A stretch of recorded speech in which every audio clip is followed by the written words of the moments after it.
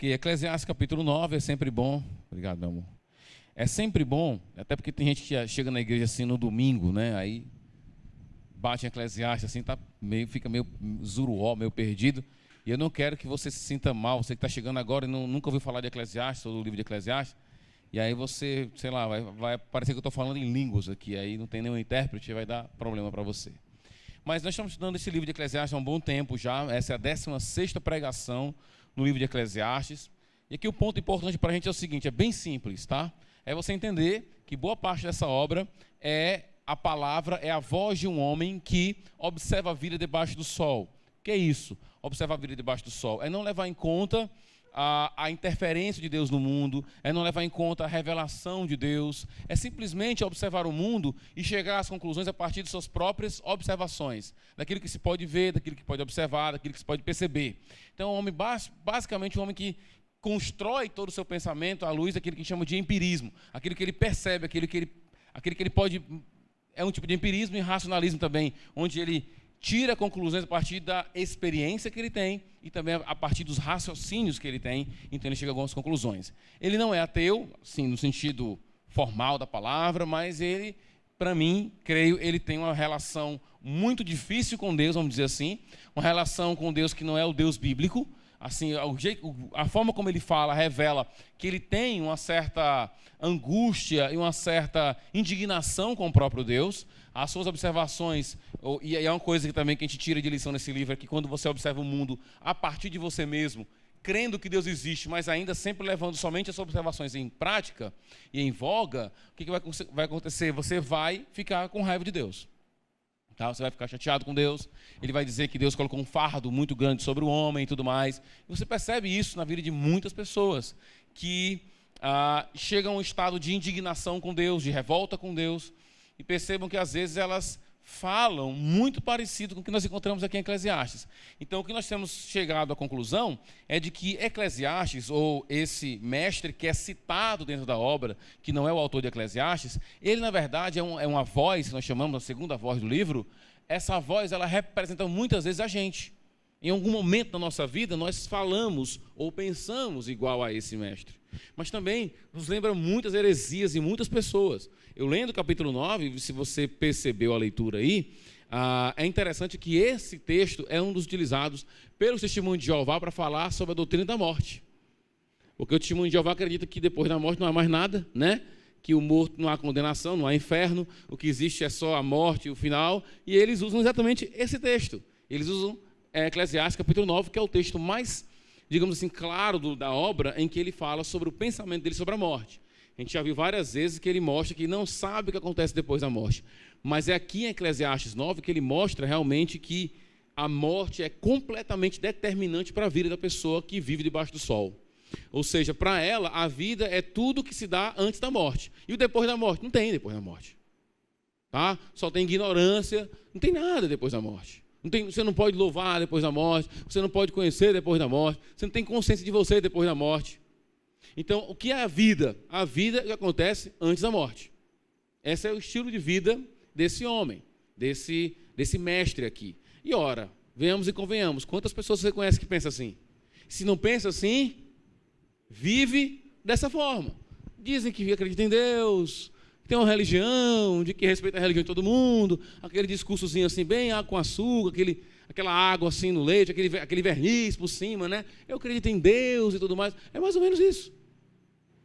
E aqui fica bem claro para ele que o elemento que mexe com esse homem é exatamente um dos elementos mais fortes que mexe com esse homem e leva ele às conclusões dele sobre Deus e sobre a vida, é exatamente esse fato de que todos morrem, sejam justos, injustos, se você é piedoso ou não, se você oferece sacrifícios ou não, se você faz juramentos ou votos ou não interessa. Então é uma mensagem bem pesada. Nós queremos ler o que ele tem a nos dizer, tentar identificar de alguma forma o que nós encontramos nele, que encontramos na nossa cultura. Por exemplo, eu vi aqui uma teologia de Roberto Carlos aqui. Se você observar bem aqui, tem Roberto Carlos aqui, gente. Você encontra Roberto Carlos aqui, né? Tem. Quando eu estava lendo com a professora hoje, estava conversando sobre o texto hoje, minha filha, observe que tem uma teologia Roberto Carlos-niana, sei lá, né? Aí nesse texto. Eu encontro Testemunho de Jeová aqui, eu encontro Roberto Carlos aqui, eu encontro Ana Maria Braga aqui, né? Várias pessoas eu encontro aqui, tá? Que fazem coro ou se unem à voz desse homem que vê a vida debaixo do sol. Então, se alguma voz faz coro com ele, né? Então a gente tem que estar ligado nessa voz. Por que eles estão tão próximos, né? Às vezes, como eu já disse, é a nossa voz que faz coro, tá? Versículo 1, vamos lá. Versículo 1, deixa eu só pegar aqui um negocinho aqui para. Versículo 1 diz assim, ó: refleti nisso tudo e cheguei à conclusão de que os justos e os sábios e aquilo que eles fazem estão nas mãos de Deus. O que os espera, seja amor ou ódio, ninguém sabe. Então, isso irmãos, isso é muito pesado, o que esse cara está dizendo. Tá? Ele está dizendo assim, não interessa como você vive. Lembra, por que esse homem chega a esse julgamento sempre? Porque ele só vê a vida até a tumba. Se você vê a vida só até a tumba, tudo que ele fala faz sentido. É isso mesmo. Mas se você vê a vida além da morte, tudo que ele fala, na verdade, não faz o menor sentido. Porque, vamos lá, voltar. Eu refleti em tudo, chego à conclusão, de que os justos e os sábios, melhor dizendo, e aquilo que eles fazem estão nas mãos de Deus. E o que eles esperam? Seja amor ou ódio, ninguém sabe. Mas se você vê a vida além do sol, ou além da morte, nós sabemos sim. Nisso está a promessa de Deus, de nos dar a vida a despeito da nossa morte física, que existe vida além da morte, e de que essa vida é dada por Deus. Portanto, não faz sentido essa colocação dele, mas só faz sentido se você tem uma vida em que leva e acha, acredita que, bom, assim que eu levo a pessoa para o túmulo, ali acabou a história daquela pessoa. Parou de respirar, parou de comer, de beber, então acabou a vida. A vida é isso, somente isso. Então ele conclui, e ele aqui faz novamente aquela velha acusação indireta a Deus. Ele vai dizer assim, ó, o que os espera, seja amor, seja ódio, ninguém sabe. Ora, meu amigo, se você conhece um pouco das Escrituras, sabe que Deus, quando nós sofremos, por exemplo, quando nós perdemos entes queridos, quando nós perdemos a saúde, quando nós perdemos pessoas que nós amamos, quando nós perdemos nosso dinheiro, quando nós perdemos a nossa saúde, seja lá o que for, nós sabemos por Provérbios e pelo livro de Hebreus, que cita Provérbios, que tudo que Deus faz para conosco é para nos aproximar dele, e tudo que ele faz é por amor. Então, quando Deus manda sua mão poderosa sobre nós, nos punindo, ele está nos amando. Então, eu sei o que esperar. O que eu posso esperar de Deus sempre? Eu espero que ele me ame sempre. Eu não vou questionar o amor dele. E aí vem um ponto interessante. Na hora da aplicação, a crença desse homem em Deus é muito parecida com a crença dos demônios. Lá de Tiago, capítulo 2, versículo 19. Eles creem e tremem. Nós cremos e nos alegramos.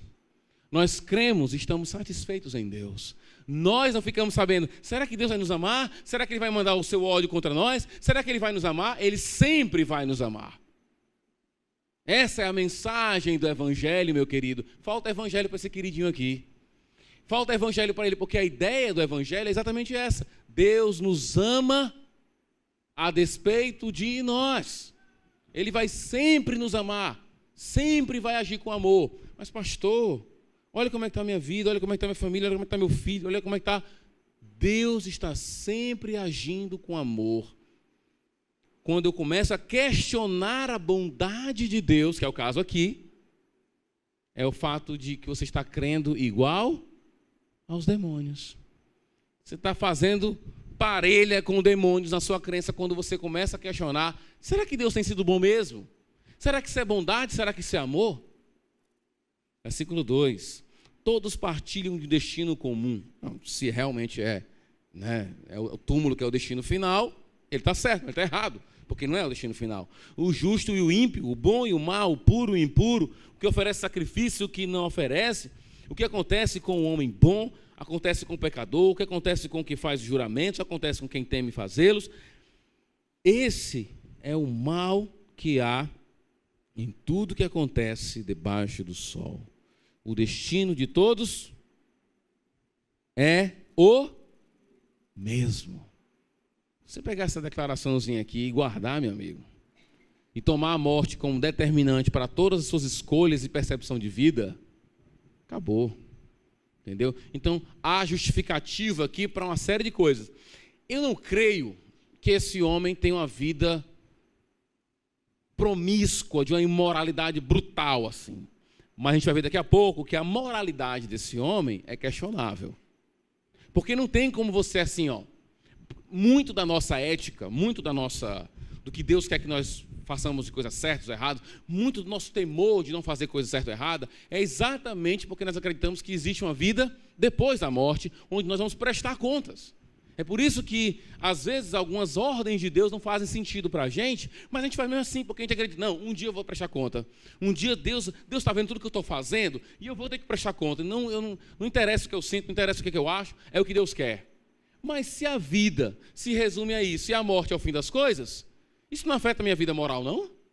Claro que afeta. O que eu vou ter que fazer até a morte chegar é tentar negociar com a vida para que as coisas consigam andar numa situação menos ruim.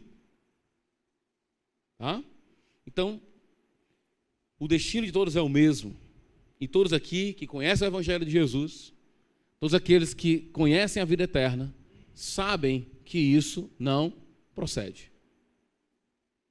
O coração dos homens, além do mais, está cheio de maldade e de loucura durante toda a vida.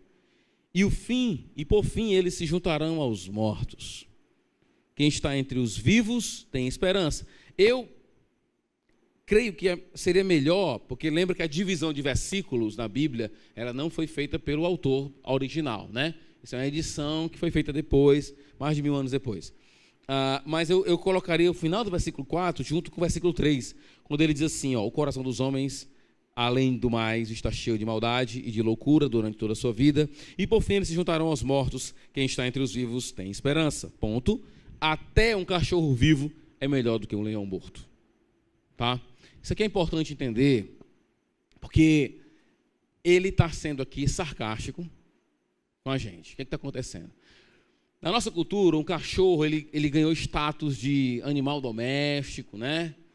Tem até shopping para cachorro, tem hotel de cachorro, tem médico para cachorro, né? Médico para cachorro, né? No sentido, né? Vocês entenderam a brincadeira aí? Tem pet shops, né? Então, tem mais pet shop do que, sei lá, cara, loja de livraria, né? Então, você tem uma cultura de animal, de cachorro na nossa cultura hoje, que é uma cultura muito positiva, né? Você vai para casa de amigos meus que tem cachorro, aí a gente está comendo, assim, não dê comida porque ele só come ração. Só come ração porque a ração vai fazer o pelo dele, né? Aí dá o pelo, aí a ração, aí não sei o quê. Então, o cachorro hoje em dia tem plano de saúde. Ok? Tem o cemitério dos cachorros. Ele vai para a UTI, ele faz cesariana. Vai para o spa. Quimioterapia. E também faz penteados. Tem toda uma vestimenta. O que tem a ver? Por que você está falando isso? Porque só vai entender esse versículo se você tirar tudo da sua cabeça. O que era um cachorro na cultura da Palestina nos dias do Antigo Testamento, ou e do Novo Testamento também? Era um animal de rua, ninguém criava cachorro, era um animal de rua, que vivia a virar lixo e às vezes até comer corpos humanos podres. Isso é um cachorro. É por isso que naquela época fazia sentido se chamar alguém de cachorro e falar mal dessa pessoa. Isso é um cachorro. E as pessoas davam o nome de cachorro a pessoas que elas não gostavam, porque os cachorros estavam na rua. Lembra que eu falei que Calvino, tinha alguns cachorros lá em Genebra que o pessoal dava nome de Calvino? Porque o pessoal queria falar mal de Calvino. Ninguém queria o cachorro, mas o cachorro da rua, esse aqui é o Calvino, esse aqui é o Lutero, esse aqui, entendeu? Então você dava nome de cachorro. As pessoas, tem uma frase muito famosa do historiador que diz assim: um dia as pessoas colocarão o nome dos seus cachorros de Nero e o nome dos seus filhos de Paulo. Pensando na perseguição, né? Quando Nero perseguiu o povo de Deus, um dia Nero vai ser nome de cachorro. Hoje em dia, o nome de cachorro é o quê? Alexa, não é? Né? Bruno, tem um cachorro que é Bruno. Bruno, conheci um cara que tem um cachorro Bruno, eu tenho um Bruno aqui, tem vários Brunos aqui, tem 2 Brunos aqui. Então tem várias pessoas que botam o nome de cachorro, nome de pessoa no cachorro. Isso não é o que está sendo colocado aqui. Pense no animal, cachorro, como uma figura completamente desprezível, que vive de lixo e de porcaria. Então ele está dizendo o seguinte, ó, a ilustração dele faz sentido agora, quando você diz assim, até um cachorro vivo é melhor do que um leão morto. Para o autor de Eclesiastes, para o mestre, para a segunda voz aqui de Eclesiastes,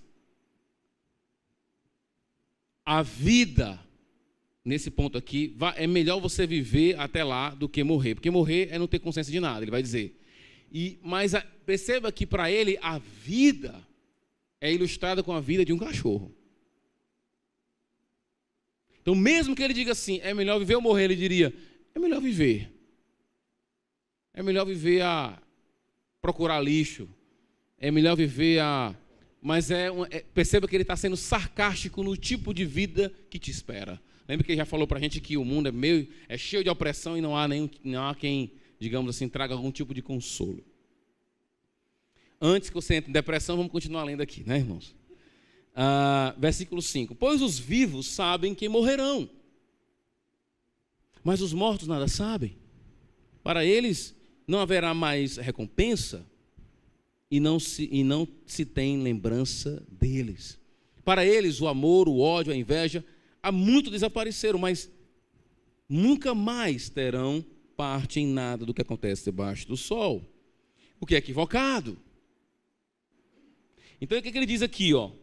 Ele vai dizer o seguinte, por que é melhor estar vivo do que morto? Porque o morto não sabe de nada, e o morto também não entende nada, e o morto não sente nada, nem amor, nem ódio e nem inveja. Então há vantagem a gente estar vivo. Qual é a vantagem? O importante é que emoções eu vivi. Roberto Carlos.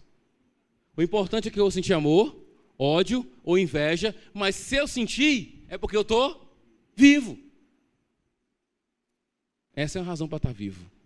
Você sente emoções. Essa é a ideia. Roberto Carlos aqui, faz tempo que existe. Para eles, o amor, observa, o ódio e a inveja. Então ele coloca todos os sentimentos como vantagens em relação a estar morto. É isso que se dá para com aqueles que vivem uma vida onde a morte é o fim de todas as coisas. Então, você percebe muitas vezes que você vai discutir com a pessoa, por exemplo, sobre moralidade. Às vezes eu vejo crente discutindo sobre moralidade com o descrente, aí o descrente, mas isso é um absurdo. Aí o crente faz, isso é um absurdo. Aí o descrente diz assim, mas não é absurdo não, por quê? Porque a pessoa não pode. Ela não está se sentindo bem? Ela não gosta? Então, o que está por trás, muitas vezes, da conclusão de um incrédulo? É que para ele, a vida acaba aqui, meu filho. Se a vida acaba aqui, corre e aproveite o que tem de pouquinho, viu? Porque é pouquinho que tem. Porque depois que você morre, acabou tudo. E aqui entra a teologia testemunho de Jeová, que é uma heresia, se você não sabe, tá? Eu aviso logo, porque quando eu me converti, eu achava que testemunho de Jeová, crente, tudo era a mesma coisa. Tem nada a ver, na verdade. Não tem absolutamente nada a ver, tá bom? Testemunho de Jeová é uma heresia que tem a ver com a pessoa de Cristo, muito mais ainda, mas eles têm uma visão muito equivocada da morte. E eles usam a palavra, a segunda voz aqui, a do mestre herético, para justificar a sua teologia. A vida realmente acaba com a morte? Essa é a pergunta que a gente quer fazer. A vida realmente acaba com a morte? O que a Bíblia diz para a gente é não. No final das contas, o mais, digamos assim, resoluto dos ateus,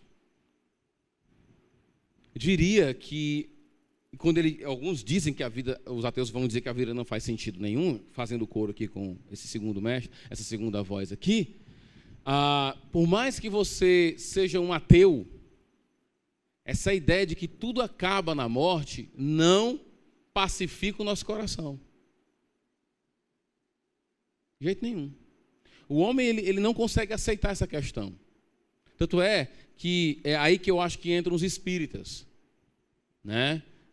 Tem muitas. Eu estava até conversando um dia desse com a minha tia, era com a minha tia, sobre pessoas que quando perdem entes queridos e não digamos assim, não se conformam com essa situação, elas viram alvos fáceis de espírita.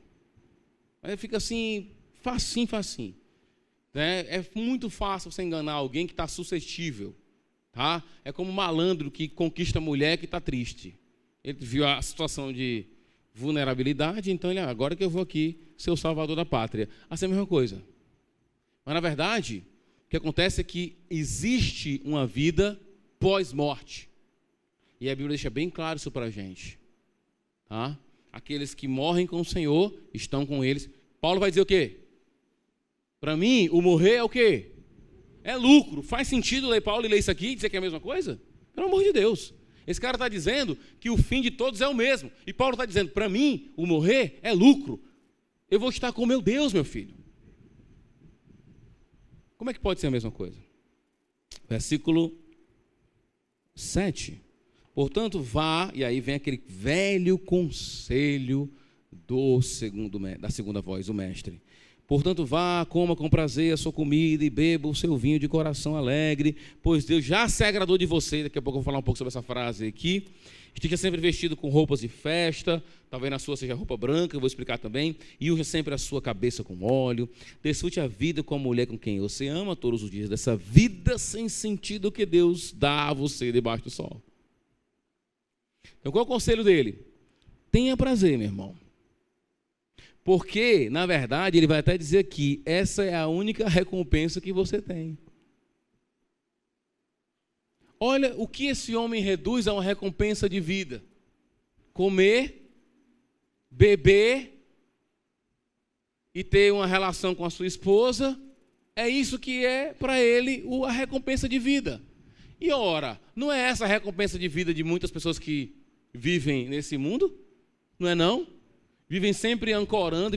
O que eu estou querendo dizer aqui, que para mim é desafio para todos nós aqui, é: será que nós, no final das contas, não vivemos como esse mestre aqui?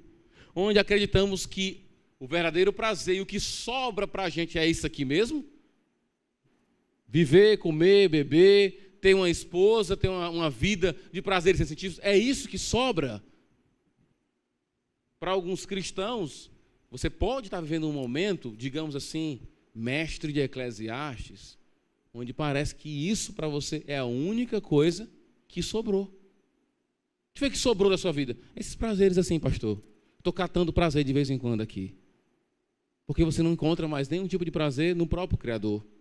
Na salvação em Cristo, na justificação, na santificação, no encontro com Deus em sua palavra. Não há mais prazer para você. Você é igual a esse cara.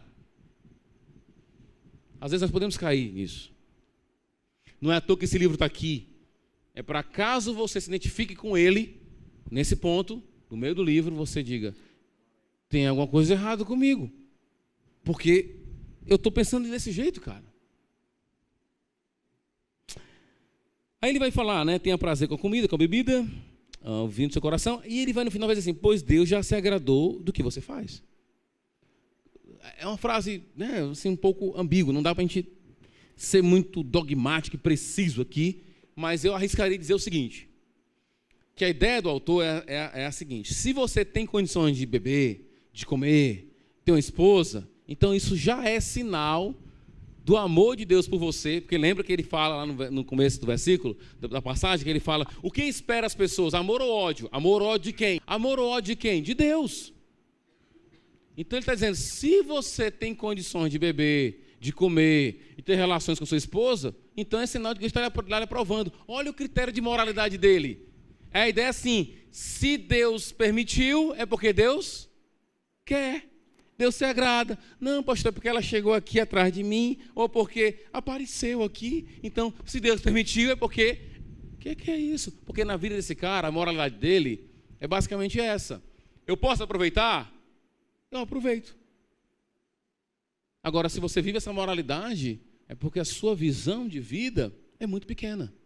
Ela se resume a você morrer e ser enterrado. Entendeu? Se você pensar nisso profundamente, tá? Entre em contato com o CAPS logo em seguida, porque é isso que vai dar. Se você pensar, se você levar isso às últimas consequências, a minha vida se resume a isso aqui, e quando eu morrer, tudo vai acabar. É isso que você crê? Cara, vai fundo nesse negócio aí. Só não culpa o pastor Romo depois, né?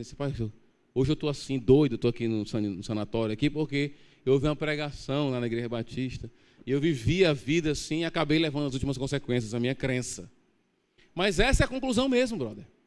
Então você pode se tornar também um assassino. Você pode se tornar um grande ladrão. Eu não estou dizendo que é o caso desse mestre aqui. Eu estou levando as últimas consequências do que ele está dizendo. Mas quando ele diz aqui, ó, versículo 8. Versículo 8. Esteja sempre vestido com roupa de... Na minha versão tem roupa de festa. Talvez na sua tenha a expressão roupa branca. E unja sempre a sua cabeça com óleo. A roupa branca, na verdade, ela tem vários, pelo menos 3 sentidos, tá, irmãos? Eu anotei aqui para vocês. 3 sentidos com a ideia de roupa branca. Primeiro, ela traz a ideia de pureza, que alguns entendem que é assim. Outros dizem que é a ideia de festividade.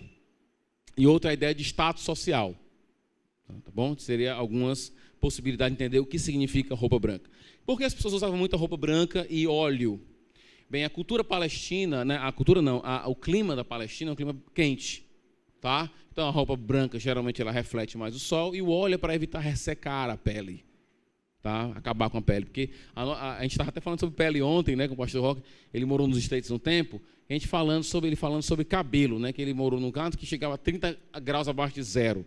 E às vezes a mulher saía assim, aí o cabelo, ó, congelava, se a mulher pegasse assim, quebrava o cabelo todinho. A gente falando do cabelo, como sofria, eu falei, se a pele não sofria não? Ele disse, não, pelo contrário. A nossa pele, cara, fica assim um negócio absurdo. Parece que está no gelo mesmo, né? Então está na geladeira grande, então está assim, fica perfeita a nossa pele. Rômulo, aqui a nossa pele, na verdade, está sendo cozida. É verdade. Né? Você fica no sol direto, nordestino. Palestino é um jeito. O que eles fazem para proteger? Óleo. Para tirar, ressecar aquela... Você sabe como é que é aquela pelezinha ressecada, né? Passa aquela unhazinha... Fica aquele rastro branco da unha. Sabe o que é isso? Pronto, é o óleo. Tá?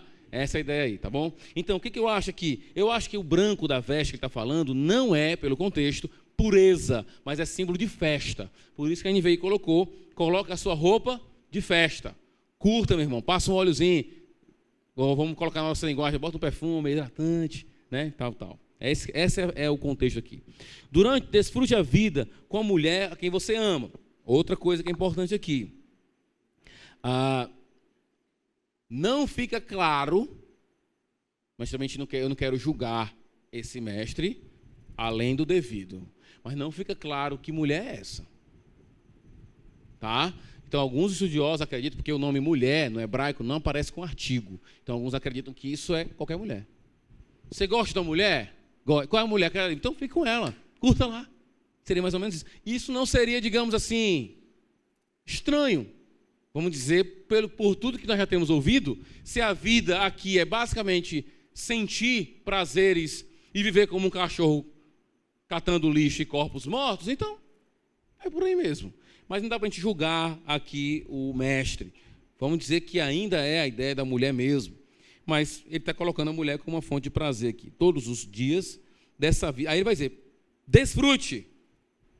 Aí você pensa que é uma coisa bem interessante. Ele vai dizer, todos os dias dessa vida, sem sentido, que Deus dá a você debaixo do sol. Todos os seus dias sem sentido. Todos os seus dias sem sentido. Pois essa é a sua recompensa. Que recompensa? Esses prazeres aí. Então, olha a perspectiva desse homem de recompensa. Comer, beber e ter relações íntimas. É isso para ele que... Agora, não é a mentalidade do ser humano, digamos, sem Deus? Não é assim? O problema é quando o crente começa a achar que o prazer dele está somente nisso. Beleza, vamos lá. Vamos fazer uma ilustração para você deixar bem clara a coisa.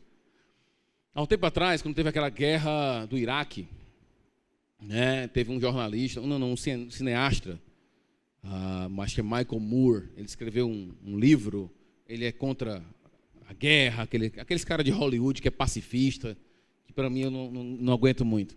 Mas ele editou umas cartas de... soldados americanos que mandavam e-mails para suas esposas e tudo mais. Teve um cara que ele casou e foi para a guerra. Depois de 6 meses, ele pisou numa mina.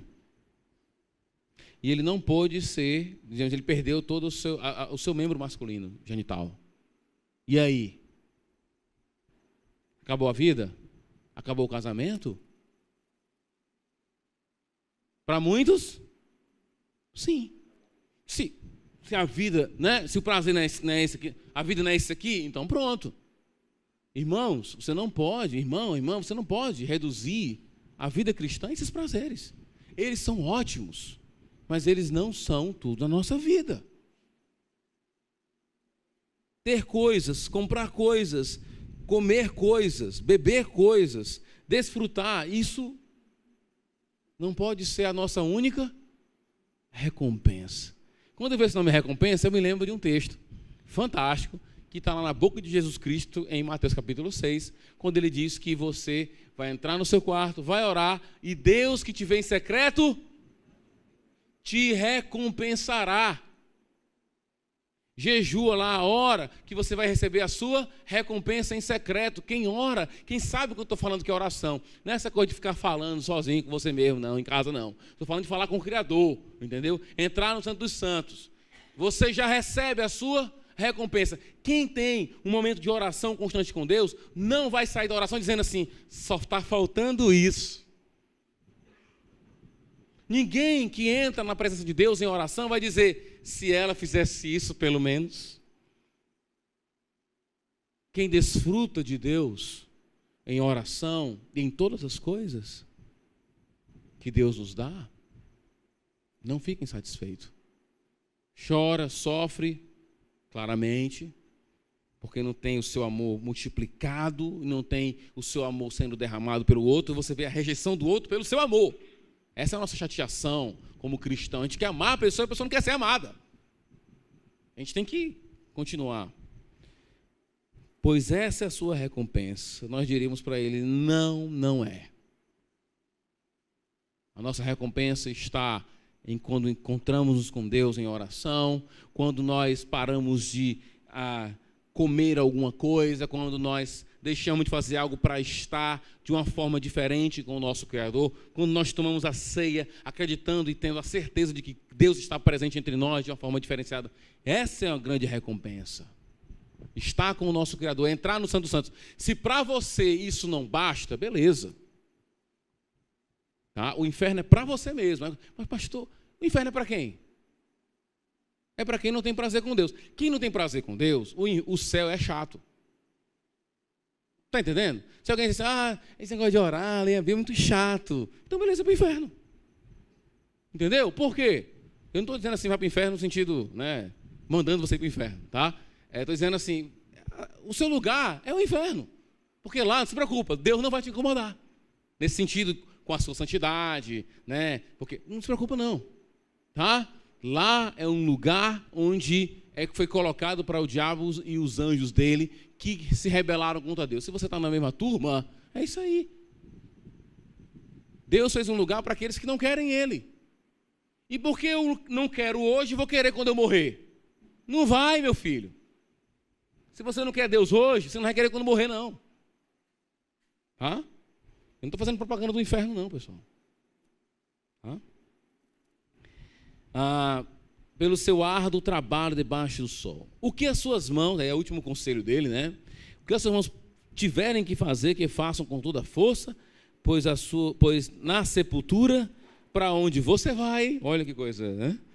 Não há atividade nem planejamento, não há conhecimento nem sabedoria. A ideia assim é fazer o quê? Fazer o que quiser? Eu não acho que a ideia dele não é assim, faça o que você quiser. Eu acho que ele está querendo dizer assim, aproveite as oportunidades. Aproveite as oportunidades. Tá? Com tudo que você puder, porque assim, cara, depois que você morrer, não tem mais jeito não. Já acabou já. Não tem mais o que fazer. Tá bom? O que é interessante, há pouco tempo eu preguei aqui na igreja, segundo semestre do ano passado, eu preguei sobre trabalho aqui. Eu contei a história de um livro do Tolkien, que é o autor do Senhor dos Anéis. Ele escreveu um livro, Na verdade, é um conto que ele escreveu. Deus tem como exemplo aqui para vocês, sobre trabalho, que quando você faz uma coisa aqui na terra, se você faz uma coisa digna, que Deus aprova, certamente você vai ver a completude disso na eternidade. É completamente diferente do que ele está dizendo aqui. É completamente diferente do que ele está dizendo aqui. O que ele está dizendo é, aproveite a oportunidade, porque depois que morrer, já foi. Não há entendimento, não há planejamento, não há conhecimento nem sabedoria para aqueles que morrem. Bem, alguém pode dizer, pastor, está complicado, Eclesiastes, muito deprê. Mas eu digo uma coisa para você. Eclesiastes vem nos ensinar, vem nos preparar para reconhecer essas vozes estranhas que aparecem dentro de nós, ao redor de nós, querendo resumir a vida a isso.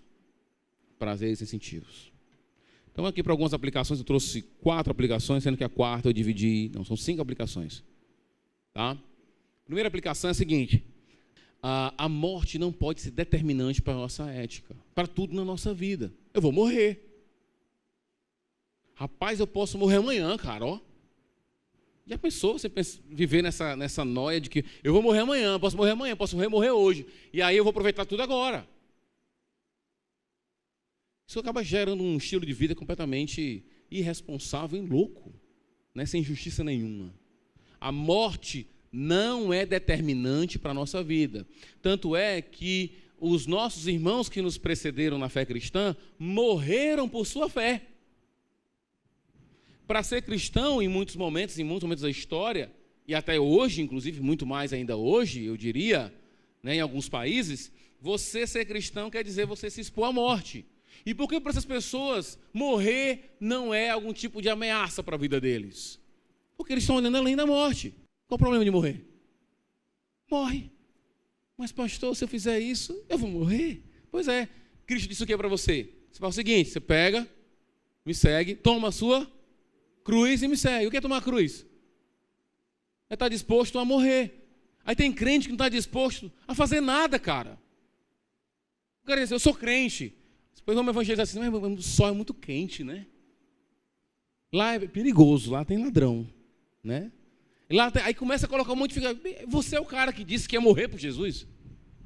É o mesmo cara que bota dificuldade para absolutamente qualquer besteira. É sinônimo de... Tem cara que é assim, pastor Rômulo, rapaz, eu quero ser pastor da igreja aí, tal. Rapaz, tem igreja tal. Como é que é lá, pastor? É difícil? Desliga o telefone, né?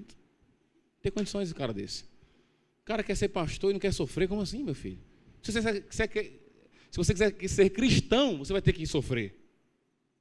Está disposto a morrer. Então a morte não pode ser determinante. Quer dizer que agora, desse jeito, pastor. Aí tem lá os irmãos e as irmãs que estão solteiros e não encontram ninguém. Quer dizer que eu vou viver solteiro, é? É. Qual o problema? Você não está disposto a morrer? E por que não ficar solteiro? Por que não ficar solteira? Está entendendo? A pessoa diz, eu estou disposto a morrer, eu morro por Jesus, mas ficar solteiro eu não consigo. Então, a morte não pode ser determinante para isso. Evidentemente que ninguém vai atrás da morte. Procurar a morte, mandar e-mail, mandar mensagens, né, WhatsApp, né? Ninguém vai fazer isso para a morte. Mas, se ela vier como decorrência da nossa fidelidade a Deus, que venha. Não é não, irmãos? Tem uns aqui que vão morrer, não sei o que vai dar não, viu? E discordo também desse mestre quando ele diz que todos vão morrer. Paulo vai dizer o que para a gente? Na verdade, eu vou dizer um mistério para vocês. Nem todos vão morrer. Paulo diz isso. Aqueles que estiverem no dia em que Cristo vier e forem do Senhor, quando o Senhor vier, eles receberão a Cristo e não passarão pela morte. É por isso que Paulo diz assim, eu prefiro ser vestido do que revestido. Lá em 2 Coríntios capítulo 5. O que ele está querendo dizer com isso? Que ser vestido quer dizer tomar um novo corpo. Ser revestido é morrer, receber um novo... Ele prefere ser revestido do que vestido, né? Morrer é ficar nu. Aí quando você recebe um novo corpo, você é vestido. Mas Paulo diz, eu prefiro ser revestido, não ter que passar ficar nu, ou seja, ficar sem o corpo, morrer. Eu prefiro não morrer. Mas ele está disposto a morrer e morreu decapitado por sua fé. A morte para Paulo não era determinante. Se for para mim morrer pelo que eu creio, eu morro. Vai ficar solteiro? Deixar aquele emprego? Não posso. Eu posso morrer por Jesus, mas deixar aquele trabalho não posso. Aquele trabalho que você sabe que não glorifica a Deus. Assim, eu morrer eu posso, mas deixar o trabalho não posso. Será que você não é igual o mestre Eclesiastes, que acredita que o prazer é basicamente comer, beber? Só isso? Segunda aplicação. Os prazeres são as únicas coisas que sobram para quem vive sem o Evangelho. É verdade. Só isso mesmo. É o que a pessoa tem. Não tem mais nada. Só aquilo ali que ela tem. Então você começa com a pessoa que não tem Evangelho, ela diz assim, e aí, cara, beleza. E aí, cara, rapaz, a noite foi demais. Fiquei com 2 meninas e tal, eu fumei, não sei o quê. É isso que eles têm. Eu vou falar o quê? Passei a noite orando com o Senhor Deus do Universo, Criador do céu e da terra, e tive um prazer grandioso, Deus me revelou, me fez falar em línguas. É assim? O que eles têm? É isso. O problema é quando eu vejo crente babando com o que os descrentes têm. Aí é tristeza total. Como é que você fica babando uma declaração idiota dessa? De prazer tolo desse, de uma pessoa que não tem a vida e não vê a vida além da morte. É isso, cara. Tem que ter pena dessa pessoa. Terceiro, a moral de quem vive uma vida debaixo do céu, debaixo do sol, é questionável e pobre. Se a pessoa diz para mim assim, pô, Rômulo, eu acredito o seguinte, cara, a vida é isso aqui, quando eu morrer vai tudo acabar. Aí eu vou dizer para ele assim, mantenha a distância de mim, por favor. Eu vou manter a distância. Por quê? Porque você é perigoso, cara. Você é um cara perigoso. Porque você não vai dar satisfação para ninguém quando você morrer? Não. Então, peraí. Então fica. Meu filho, eu pego o Heitor, o Natan, meu filho, ó, mantenha a distância daquele rapaz ali, que ele é perigoso. Uma pessoa que tem isso na cabeça é uma pessoa extremamente perigosa. Ela tem moral aonde? Qual é a base da moral dela? Não tem base moral nenhuma. Quarta aplicação. Que eu queria desenvolver, eu queria que vocês considerassem aquele texto lá de Tiago 2, daqui a pouco eu falo sobre ele.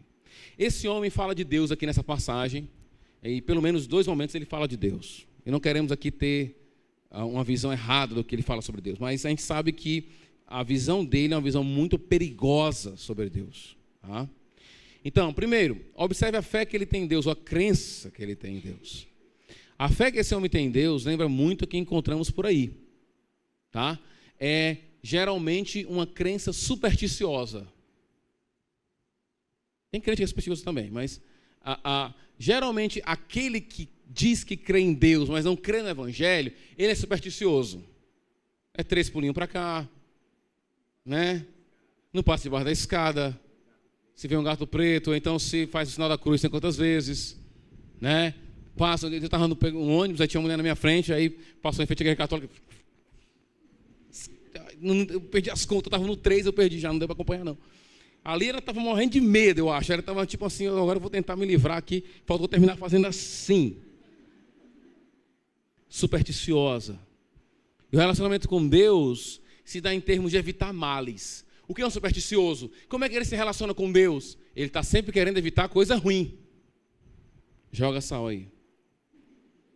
Nunca é algo positivo. Eu quero me encontrar com Deus. Eu quero me relacionar com o Senhor. Eu quero ouvir a sua voz. Eu quero ter palavra profética. Eu quero ser instrumento do Senhor. Senhor, derrama os teus dons sobre mim. Não é assim. Olha, se você não faria isso, porque vai que acontece isso. Vai que dá mal. Vai que não sei o quê. É uma fé supersticiosa. Que trata Deus como um Deus está sempre assim, mal-humorado e indignado. Você fica, calma, Senhor. Está aqui o sal. Entendeu? Olha, eu fiz 4 vezes. Tá? Há algo nessa visão de Deus que se assemelha muito com a crença dos demônios. Lá de Tiago, capítulo 2. A Bíblia diz, para quem nunca leu essa passagem, diz que os demônios creem em Deus. Porque tem muita gente que diz, eu creio em Deus. Eu creio em Deus. Né? Você diz, é legal. Os demônios também. Eles vão para o inferno. E aí? Entendeu? Então, eu creio em Deus. O que quer dizer? Que tipo de crença é essa? Tá? Que pode ser a sua. Você pode ter uma crença demoníaca. Tá? Porque dizer que crê em Deus, a pessoa acha que é suficiente. Eu creio em Deus. Observem que os demônios, eles me lembram muito a Mateus capítulo 25, final do sermão escatológico de Jesus, ele fala que vai voltar, aí ele conta várias parábolas, parábola das virgens, né, imprudentes e tal, aí ele vai contar a parábola dos talentos, né, que eu não gosto dessa tradução porque dá a ideia de que parece noite de talentos, aquela coisa assim, né, a ideia de que ele dá dons pra gente. E aí tem um cara lá que recebe um talento, outro recebe 2, outro recebe 3, não me engano, não lembro agora o número, 3 e 5, não lembro mais. Eu sei que o cara que recebe o maior número dobra. Só um cara lá que diz assim, que é o condenado na parábola, ele recebeu um talento, aí Deus diz assim, aí, o que você fez com o meu talento? Não, como eu sabia que o Senhor era servo, era um Senhor muito castigava, uma pessoa muito, muito duro, né? Então eu enterrei. É interessante que a fé demoníaca, o máximo que ela produz é medo. Eles tremem. Porque, assim como o homem da parábola, que tremeu diante do seu Senhor, mas ele é muito severo, eu vou enterrar o talento, eu não vou fazer nada. Todos os dois têm uma coisa muito em comum, e é em comum com esse homem também, que é em comum talvez com você também, que diz que crê em Deus, mas não crê na bondade de Deus. O supersticioso crê na bondade de Deus? Não crê. Muita gente diz, não crê na bondade de Deus, não. Porque se cresse na bondade de Deus, se abriria a mensagem do Evangelho. Entenderia que Deus nos ama a despeito de nós mesmos.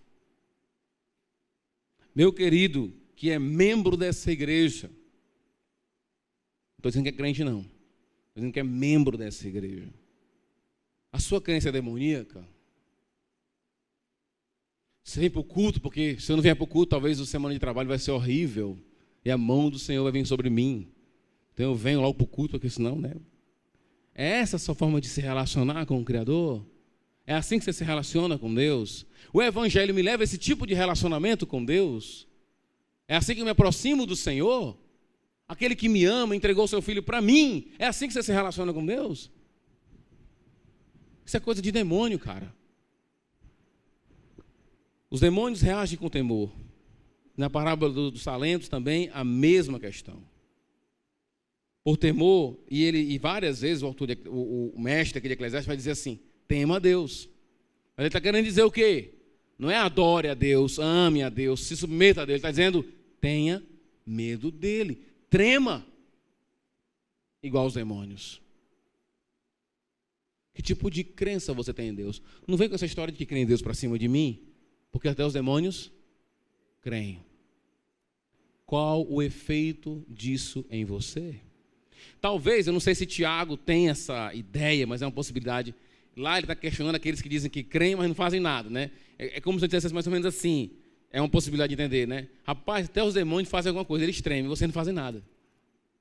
Mas eu acho que o ponto maior é essa ideia de que a crença, esse tipo de crença em que você não consegue vislumbrar a bondade de Deus, acaba gerando você uma pessoa paralítica, paralisada.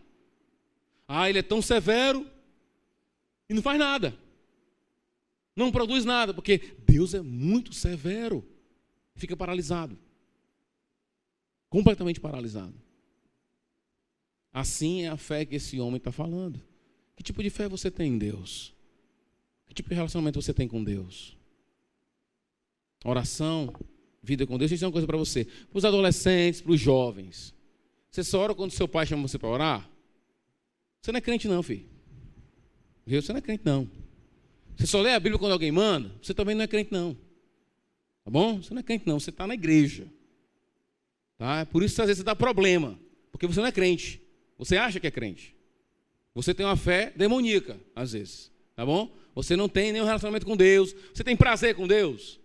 Tipo, você se empolga com Deus como você se empolga em terminar um videogame, um jogo de videogame. Você se empolga, você fica empolgadíssimo com Deus. Senhor, é bom demais. É assim? Não, não é assim não. Então não é crente não. Isso é outra coisa. Você não é crente. Você não é crente. Se você não tem prazer em Deus, você não é crente. Entendeu?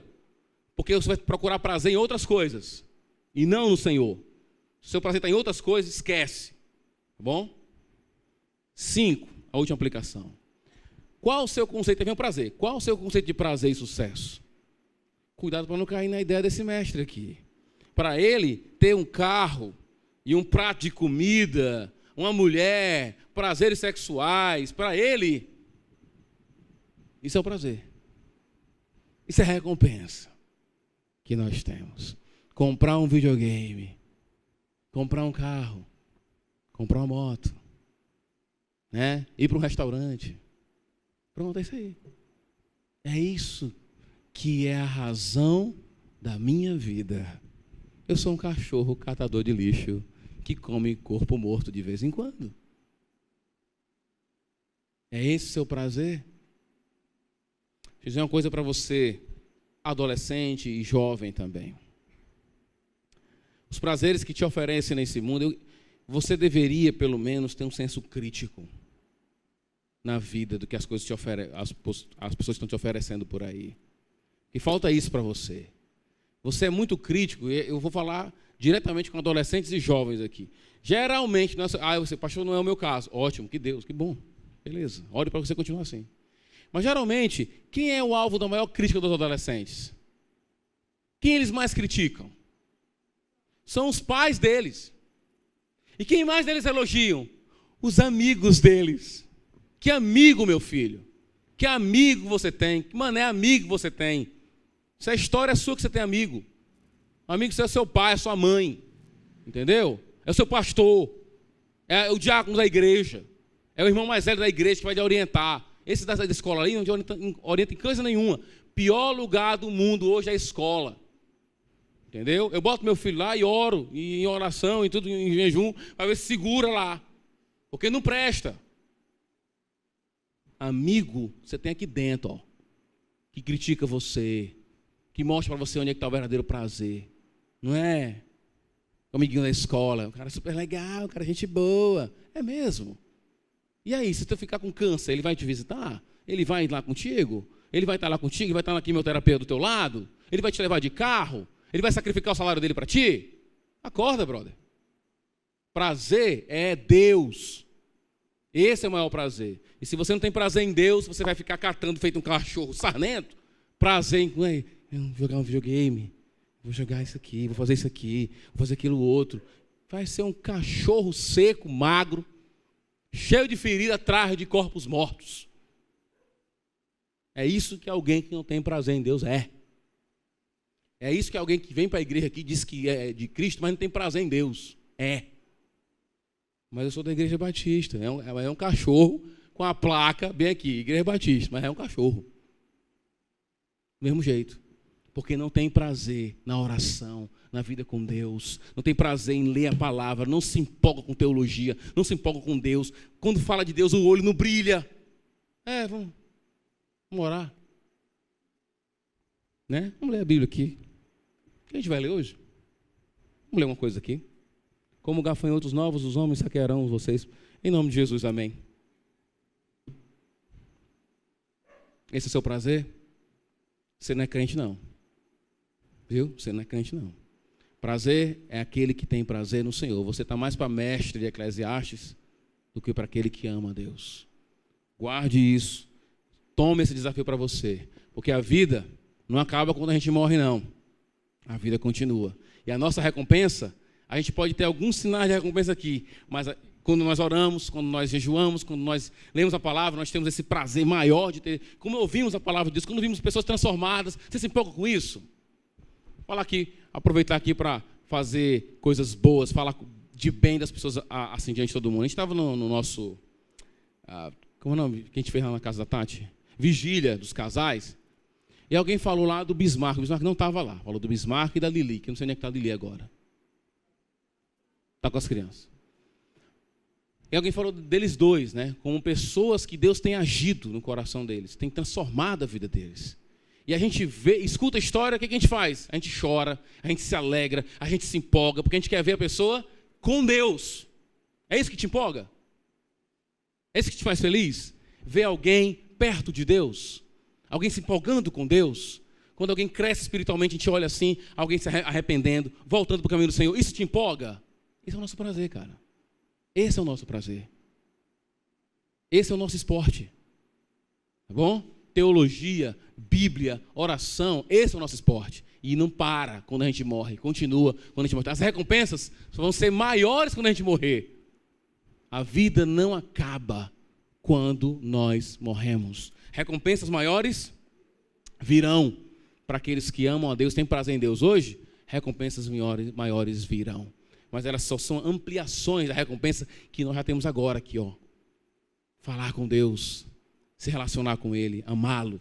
Não tem preço. Aliás, tem? Errei, desculpa, Senhor. O preço de sangue que foi derramado por nós. Preço alto para a gente ter esse acesso ao Santo dos Santos, a poder falar com o Criador do Universo, como se só nós existíssemos. Quando a gente ora, é como se só tivesse a gente e Deus. A atenção que Deus dá não é aquela atenção que as pessoas te dão para você quando estão com o telefone celular ligado. Espera aí, senhor. Não, Deus não deixa o seu smartphone ligado. Deus não tem nenhum algo fora, ninguém bate na porta de Deus. E Ele diz, só um instantinho, eu sei que você está chorando agora, só um instantinho, eu tenho que falar com o fulano aqui. Ele está só com você, como só se você existisse. Você sabe o que é isso? Isso é prazer que só Deus pode dar. Só o Senhor pode dar. E o resto é lixo. Ok? Vamos orar, irmãos. Vamos para a ceia depois. Obrigado, Senhor, por essa noite. Pelo prazer que o Senhor nos dá de falar a Tua palavra, de ouvir a Tua revelação.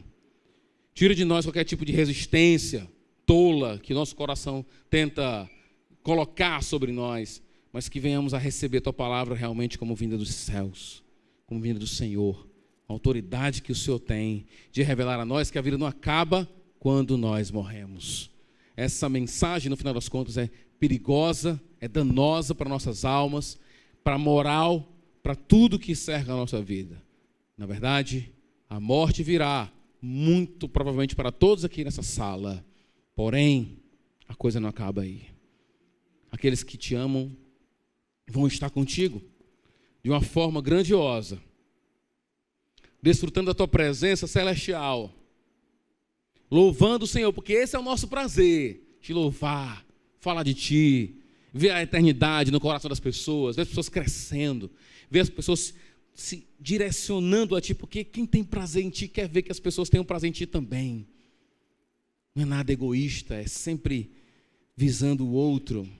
Abençoa essa igreja, que aqui realmente sejam cristãos que se reúnem. Ser comigo que esteja pregando a Tua palavra, que eu venha pregar realmente a Tua palavra sempre, porque quando se prega a Tua palavra, as ovelhas ficam e os bodes vão embora, porque bode não aguenta ouvir Tua palavra, não. Que fiquem aqui só ovelhas, pessoas que Te amam, pessoas que têm um relacionamento contigo e prazer contigo. Tem misericórdia daqueles que ainda não Te conhecem, que eles possam se render a Ti. Tira o orgulho de cada um deles, faz com que eles rompam tudo isso. Aliás, vem com violência e rompe esse orgulho de cada um. Eles vão se render a Ti. Obrigado, ó Pai, em nome de Jesus. Amém.